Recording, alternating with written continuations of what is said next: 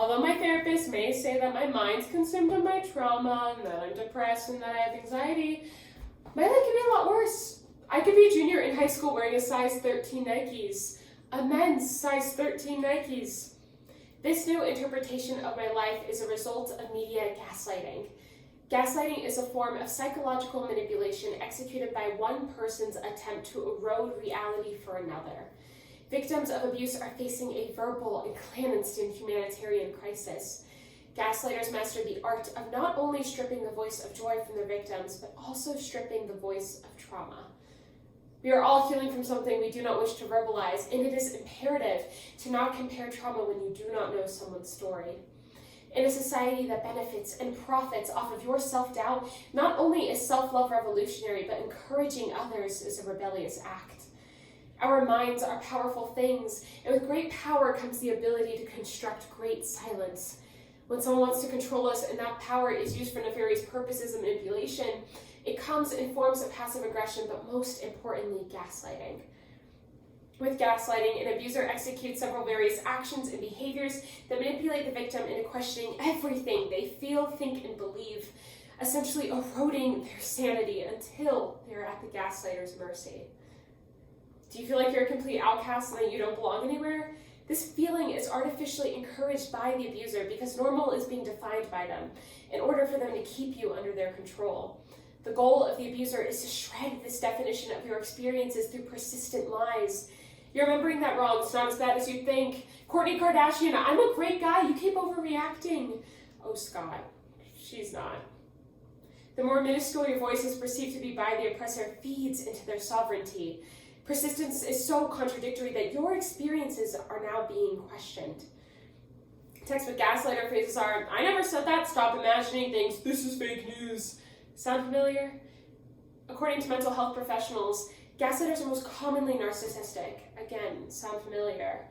In our time together, we are going to uncover the anguished realities of teenage suicide and isolation and racial oppression, and uncover how these internal afflictions all start with simple microaggressions that we practice unconsciously every day. Now you see, gaslighting does not always have to be as extreme as the Twitter feed between Cardi B and Nicki Minaj. We gaslight ourselves every day in simple, small-scale conversations. Hey, how are you? I'm good, how are you? Did you actually listen to their question? We have these internal barriers that obstruct our ability to listen. And at a defense, we treat this simple question like a grace note in music and deflect this eccentric question onto the other person because we haven't even asked ourselves how we're doing. This simple conversational phrase triggers our fight or flight quicker than almost any other question out there. And for most of us, we choose flight. Dylan Garante, a crisis line counselor from the National Suicide Network, tells a story in a TED Talk that one day he was on the phone with a boy named Mark.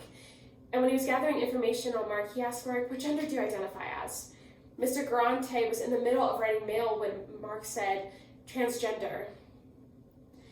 Now you see, Mr. Grante's intentions were in no means cynical, and yet he proved that your best intentions to empathetically understand someone does not mean you're actually listening to them. According to the American Foundation for Suicide Prevention, found that more teenagers and young adults are dying from suicide than cancer or heart diseases. In a study conducted by the Jason Foundation in 2018, in our nation there's an average of over 3,703 suicide attempts made daily by young people that have been peer pressured from grades 9 to 12. How many of you have heard, sticks and stones may break my bones, but words will never hurt me? Now, how many of you believe that is one of the greatest fallacies you've ever heard? Words destroy, and through the power of gaslighting, words have the ability to misconstruct someone's entire reality. You see, the power balance teenagers feel when they gaslight in order to achieve social hierarchy reminds me of a drug. They feed and they feed and they feed off of the shredded realities of their peers and wonder why they still feel so hungry. I can firmly say now that you can hurt my feelings. I was a dancer for 11 years. It's easy to watch dance moms on TV and see it as just some lighthearted TV show. Now, don't get me wrong, I absolutely love watching Christy throw wine on Leslie. But the themes of the show hit much closer to home. From classical ballet to the competitive dance world, I've heard it all. And through my experiences, I've picked up on how daily microaggressions truly become an avalanche. It starts with small comments like, "You should get a new leotard, yours looks a bit smug," to the gradual incline of girls sending you diet plans when you were already underweight. And soon skipping a meal became not being able to look at my arms or thighs in the mirror without sobbing, wondering why I couldn't enjoy the crumbs on my plate. As a former size 0, the ballet and competition world's muse, punching the fat on my inner thighs and drawing lines under my arms of the fat I wish would just disappear, and wrapping my fingers around my wrists, making sure they could touch, became second nature, and body dysmorphia became my reality. A teenage girl I once knew, who we'll call Julia, once decided to go all the way with her boyfriend. She did this in a loving and trusting manner, with the intentions of this being an act of true love. A week later, she was dumped, and her video was at the access of everyone's fingertips. And her boyfriend made her new reality a dirty slut, without even looking at his own hands. Emily Shea, the author of The Sociology of Youth Suicide, states that once the victim's sense of reality has completely been eroded and they can no longer trust their own senses of reality, is suicide even a choice? A tough lesson that Julia and I and other victims of abuse have to learn is to take note of your vulnerabilities. Now, as you see, abusers are most commonly narcissistic. And narcissism has a great parallel with another ism, and that is racism. Dr. Marnie, a clinical psychologist, lists the characteristics of narcissistic people, and through her research found that they lack empathy, lack self-awareness, have a superiority complex, and have a deep sense of insecurity. Sounds like a racist, right? But to further expand on the foundation of racism, you must introduce the key ingredient, prejudice.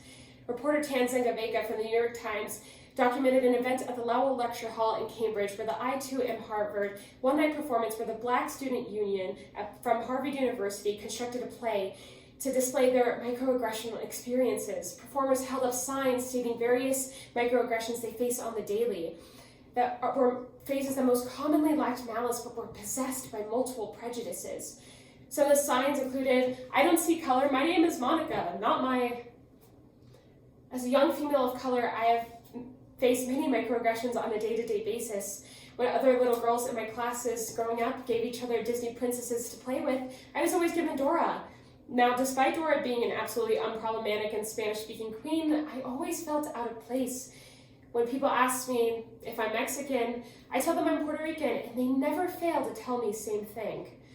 Racial minorities live in a world where gaslighting is normalized. After a person may experience a microaggressional experience, only in rare cases do we speak out on our discomfort, simply because this is normalized. Hearing things like, "That was in the past, it's not like that anymore, it was way worse back then," are gaslighting phrases that I have become immune to. Some things I've heard normalized in American schools have been nicknames. From my personal experience, it's always been Dora, but for my best friend Matuna, hers has always been Baljeet. Sometimes I wish they could just pick something new, but recently mine's become illegal, or I wish the wall would be built faster. Once I was friends with a boy who we'll call Mark. When he realized when we were in an argument that his argument is not valid, he told me to go clean the neighbor's house. Now you see, the worst part about it was not his words of prejudice spewed out against me, but the fact that this is not an extraordinary experience. Why should the number of mental health victims continue to rise when we correct ourselves or our peers in the time of our lives when these phrases become habits? Being more cognizant of our own prejudices is the first step to results. And you must remove the seeds before the roots are grounded, not only taking into account our own actions, but also enforcing accountability on those we love and know. And when it comes to the humanitarian crisis that gaslighting is, neutrality is the side of the oppressor, and the victims are the ones who are silenced.